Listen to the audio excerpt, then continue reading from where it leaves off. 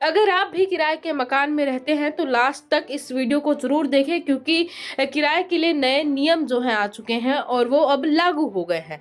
अगर आप किराए पर रहते हैं या अपना घर किराए पर देते हैं तो ये जानकारी आपके लिए बेहद जरूरी है।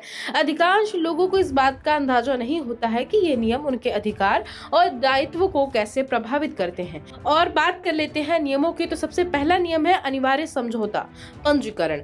अब हर किराए के समझौते को हस्ताक्षर करने के 2 महीने के भीतर पंजीकृत कराना अनिवार्य है। इसे आप ऑनलाइन या अपने स्थानीय रजिस्ट्रार कार्यालय में करवा सकते हैं। यदि आप ऐसा नहीं करते हैं तो 5,000 का जुर्माना लगाया जा सकता है। दूसरा नियम, सिक्योरिटी डिपॉजिट की सीमा।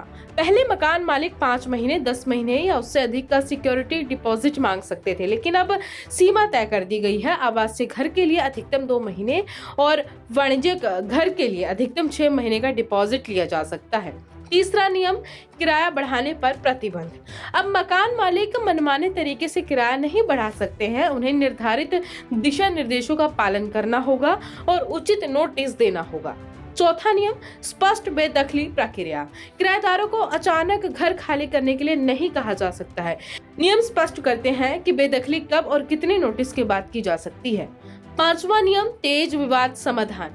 किराए संबंधी समस्याओं को शीघ्रता से निपटाने के लिए किराया अदालतों की स्थापना की गई है। किसी भी विवाद को 60 दिनों के भीतर हल करने का लक्ष्य रखा गया है। छठा नियम, मकान मालिकों के लिए सुरक्षा। अगर कोई किराएदार 3 महीने या उससे अधिक समय तक किराया नहीं देता है तो मकान मालिक सीधे न्यायाधिकरण में मामला दर्ज कर सकते हैं। साथ ही किराए से होने वाली आय पर टीडीएस की सीमा 2.4 लाख से बढ़ाकर 26 लाख प्रति वर्ष कर दी गई है, जिससे मकान मालिकों के लिए कैश फ्लो बेहतर होगा। सातवां नियम, बेहतर घरों के लिए प्रोत्साहन है।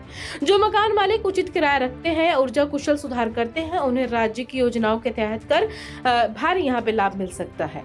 अंत में, अपने किराए के समझौते को पंजीकृत करने के लिए अपने राज्य का प्रॉपर्टी रजिस्ट्रेशन पोर्टल खोलें।